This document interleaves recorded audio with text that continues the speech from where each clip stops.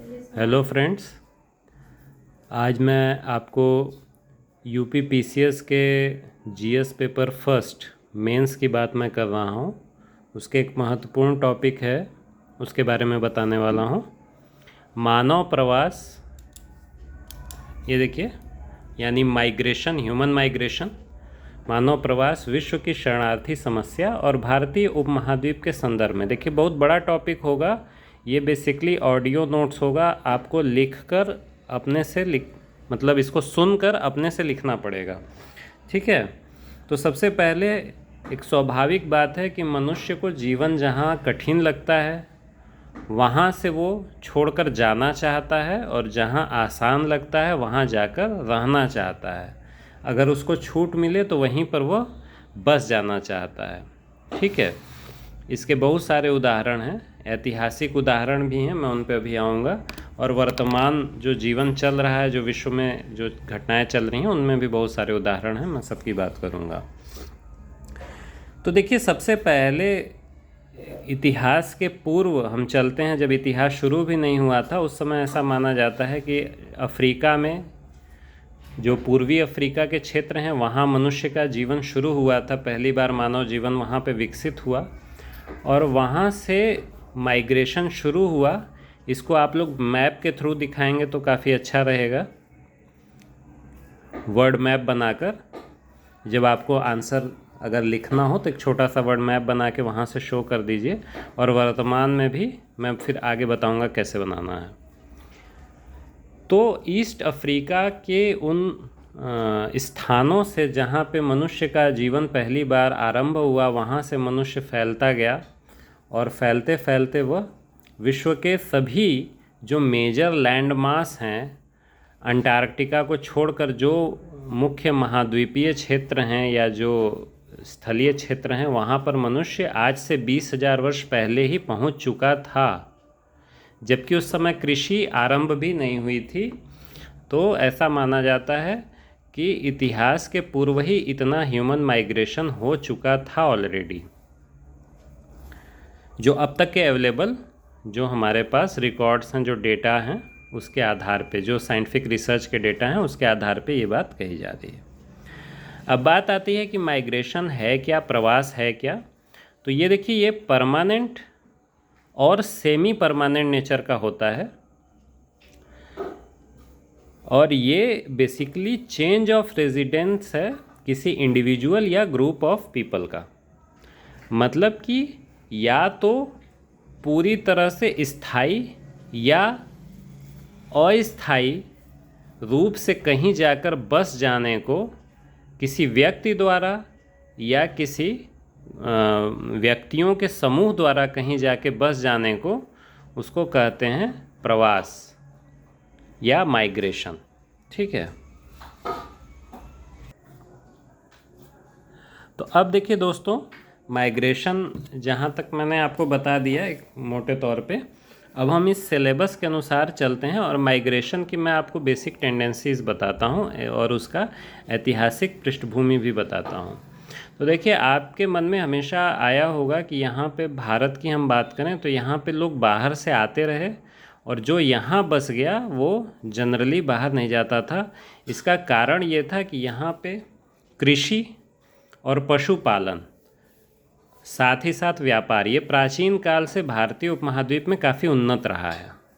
तो भारतीय उपमहाद्वीप में मध्य एशिया की तरफ से, और जो आज जिस क्षेत्र को हम लोग पाकिस्तान अफ़गानिस्तान बॉर्डर एरिया कहते हैं, वहाँ पर जो हिंदू कुश पहाड़ियाँ हैं और उनके बीच में जो खैबर दर्रे हैं, खैबर दर्रा है, तो वो खैबर के रास्ते ये प्रवासन हुआ, हमेशा होता रहा। ऐतिहासिक रूप से अगर देखा जाए, जो भारतीय उपमहाद्वीप में पश्चिम से जनरली लोग आते रहे।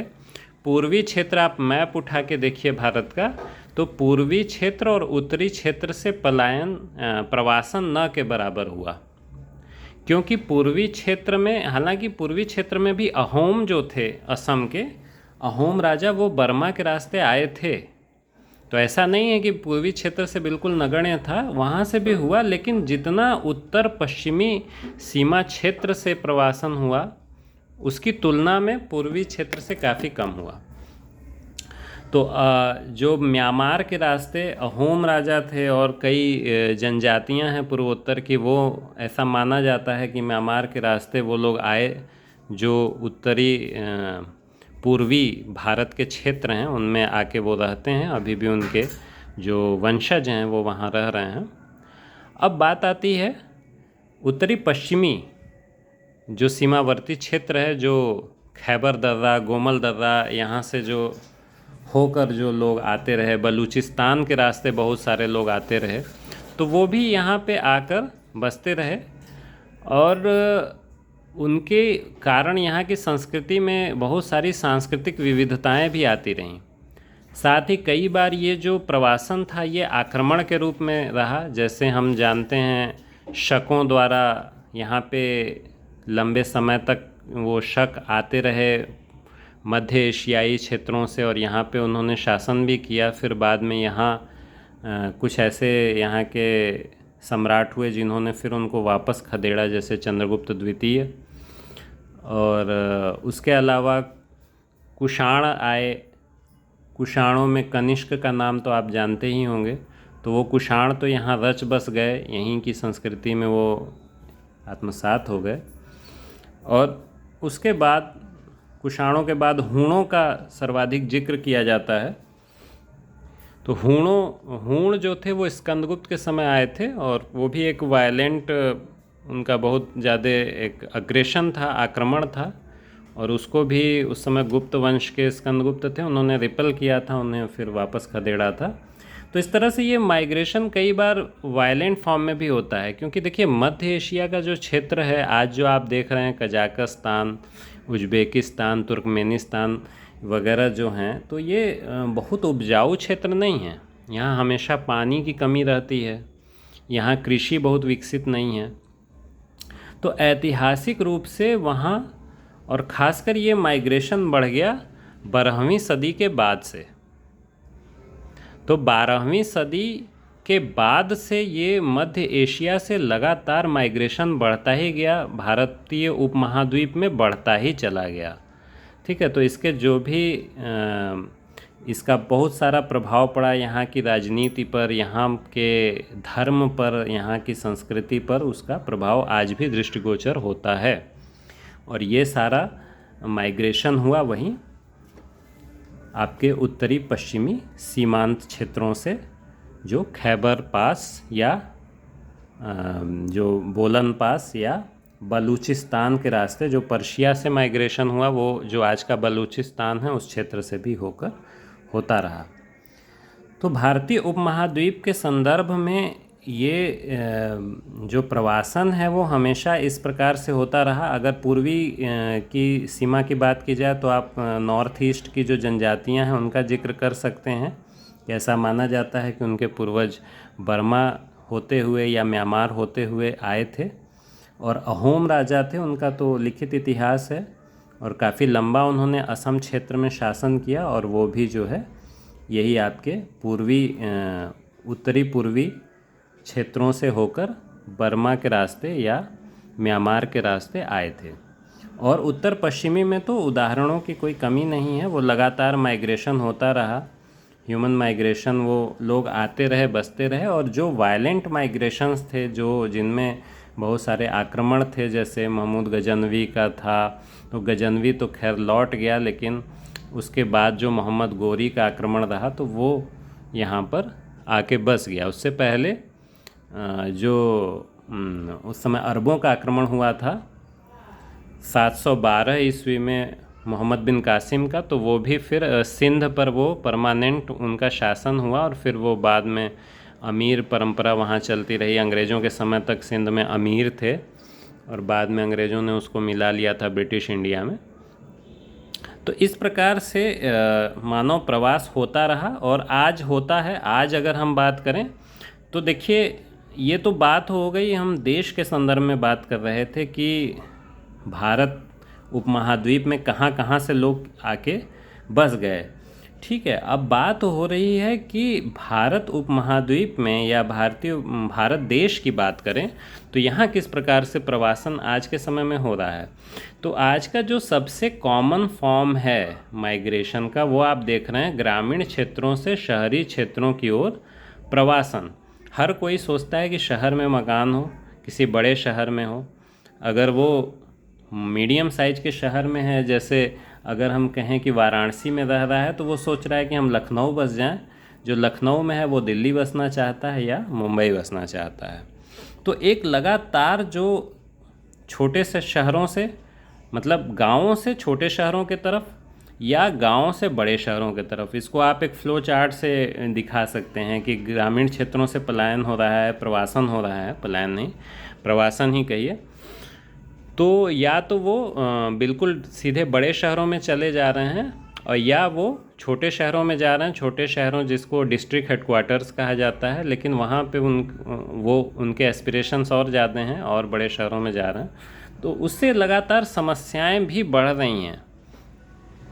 एक तो समस्या ये है कि जो कैपिटल है, मतलब पूंजी और जो मानव संसाधन है, वो लगातार बड़े शहरों की तरफ खींचा चला जा रहा है। तो जो ग्रामीण क्षेत्रों का या छोटे शहरों का या मझले शहरों का विकास प्रभावित हो रहा है।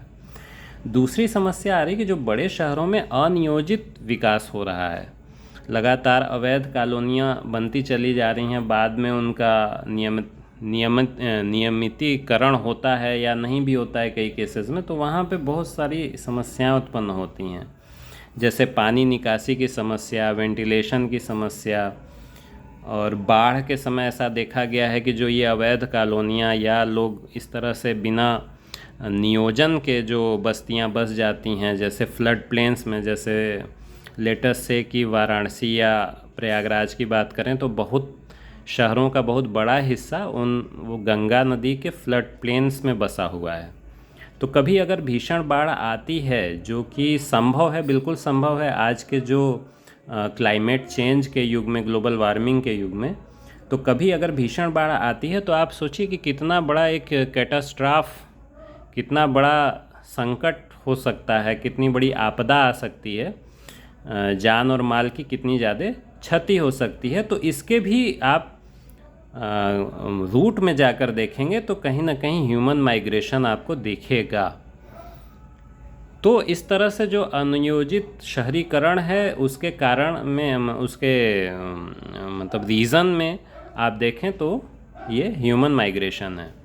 ठीक है, तो कई तरह की समस्या है। लॉ एंड ऑर्डर की भी समस्या उत्पन्न होती है। बाहर से लोग आते जा रहे हैं, बढ़ते चले जा रहे हैं, जैसे बड़े शहरों में। तो वहाँ पे एक लॉ एंड ऑर्डर की भी समस्या उत्पन्न होती है, उनकी पहचान और वो किस प्रकार से काम कर रहे हैं, नहीं कर रहे हैं, कहाँ पे कितने क्राइम हो रहे हैं, नहीं हो रहे हैं, और फिर वो ऑर्गेनाइज्ड क्राइम के सिंडिकेट्स भी बन जाते हैं। तो कई तरह की बहुत सारी, मतलब मल्टीपल प्रॉब्लम्स हो रही हैं जो ज़्यादा माइग्रेशन हो रहा है उसके कारण। और गांव में क्या समस्या हो रही है? गांव में ये समस्या हो रही है कि वर्किंग एज के लोग वहाँ से हट जा रहे हैं, तो गांव में उस प्रकार से विकास नहीं हो पा रहा है। तो एक ये यहाँ पे एक विचारणीय चीज़ है कि गांवों से शहरों की तरफ जो माइग्रेशन है, इसको डिस्करेज किया जाना चाहिए।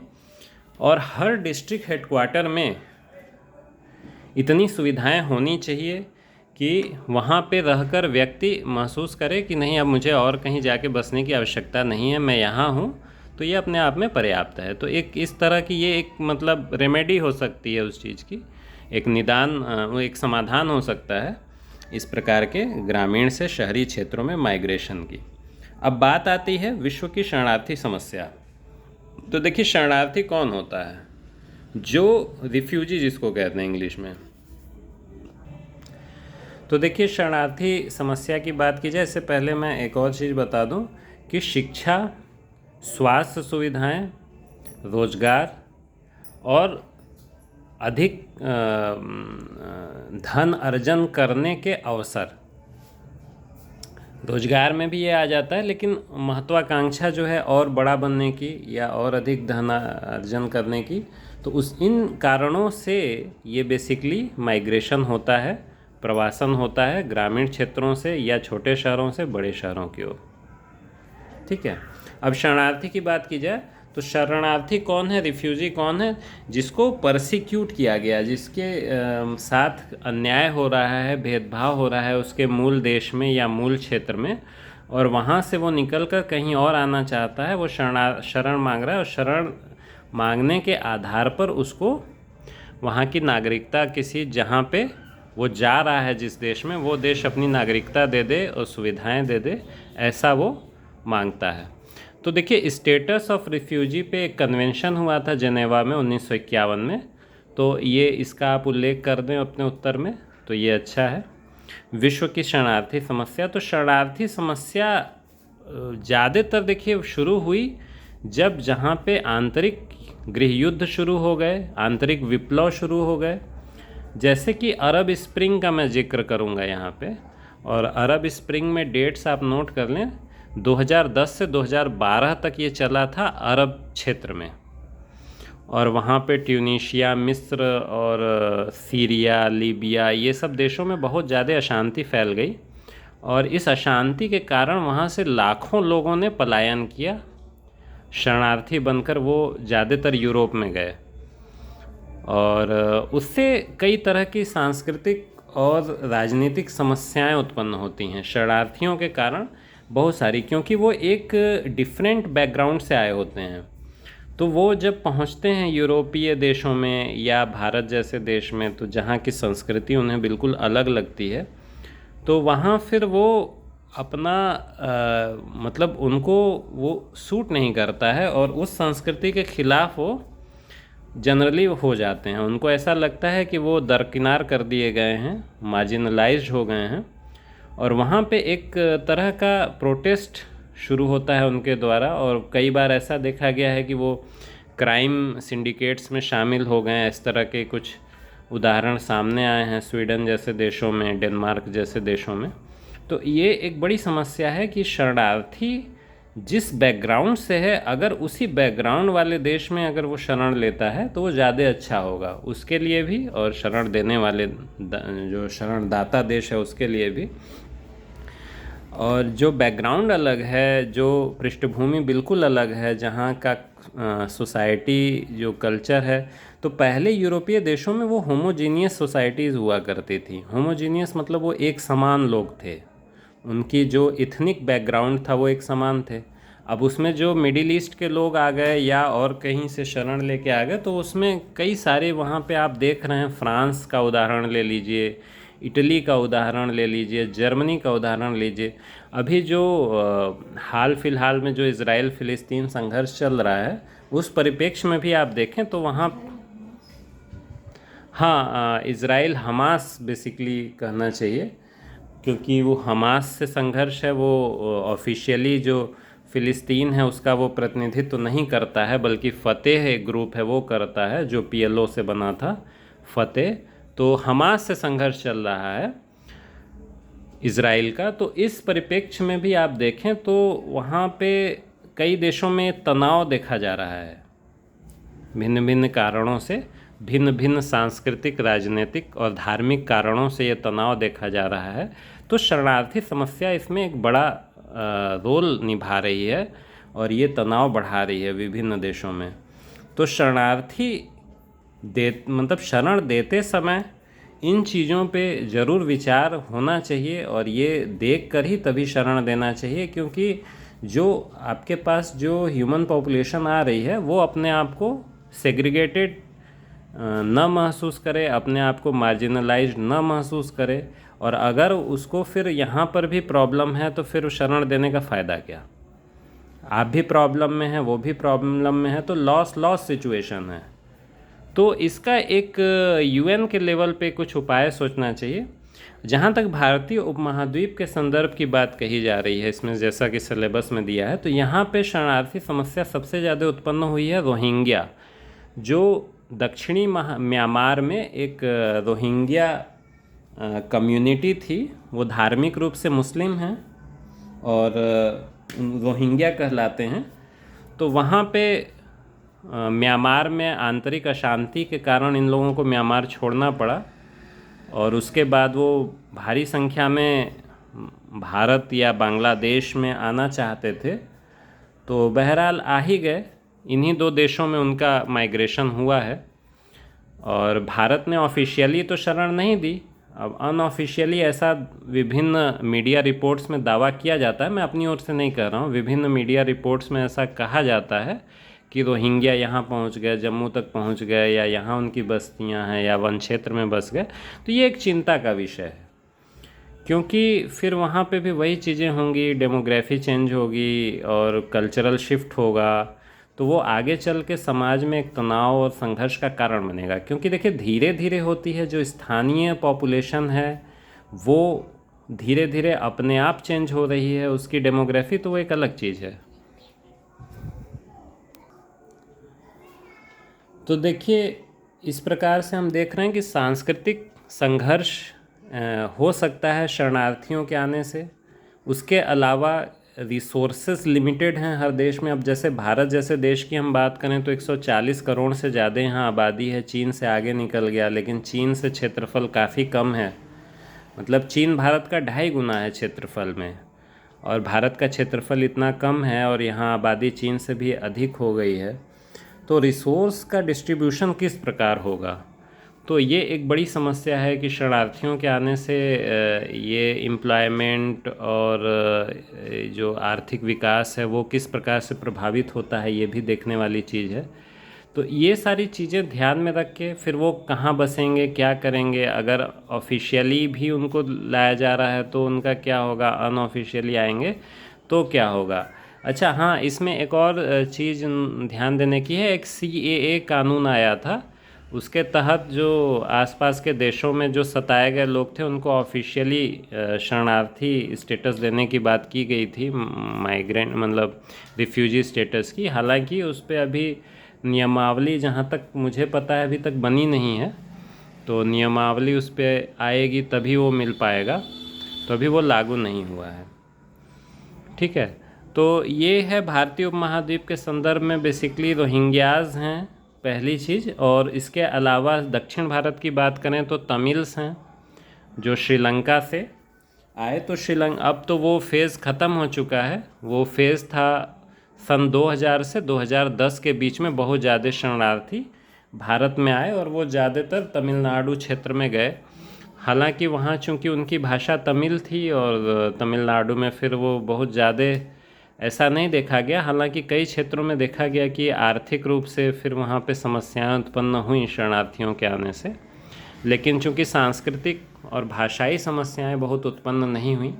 इसी प्रकार से 1971 का जो युद्ध था तो बहुत सारे बंगाली शरणार्थी आए थे, बांग्ला भाषी शरणार्थी, उसमें हिंदू मुसलमान दोनों ही थे। तो वो बहुत ज़्यादा आए, भारत में बसे और विभिन्न प्रदेशों में बसे, तो भारत सरकार ने उनको आने दिया। तो वो फिर अब तो खैर वो विभिन्न जगहों पे बस भी चुके हैं, सांस्कृतिक रूप से एक भी हो चुके हैं, क्योंकि वो बांग्ला भाषी थे, तो वहाँ भी बहुत ज़्यादा समस्या नहीं हुई। तो अब वही है कि मतलब देश में किस प्रकार से वो कहीं पर जाते हैं, किस प्रकार से वो घुल मिल पाते हैं या नहीं घुल मिल पाते हैं। फ्रांस की तरह वहाँ पे घुलने मिलने में समस्या उत्पन्न होती है, या भारत के बंगाली या तमिल शरणार्थियों की तरह घुल मिल जाते हैं, तो ये एक अलग चीज़ है देखने की। वही आप कंक्लूजन करके अपना समाप्त करते हैं आंसर राइटिंग। तो ये एक टॉपिक आपका ख़त्म हो जाता है। तो इसमें जेनेवा कन्वेंशन की बेसिक चीज़ें देख लीजिएगा, और कन्वेंशन उसको रिफ्यूजी को कैसे डिफ़ाइन कर रहा है ये लिख लीजिएगा। ठीक है, बाकी वीडियो देखने के लिए आपका धन्यवाद। बेसिकली इसमें देखने का बहुत कुछ था नहीं, सुनने का ही था। आपने धैर्य रखा है, अगर कोई इसको पूरा देख रहा है उसका धन्यवाद।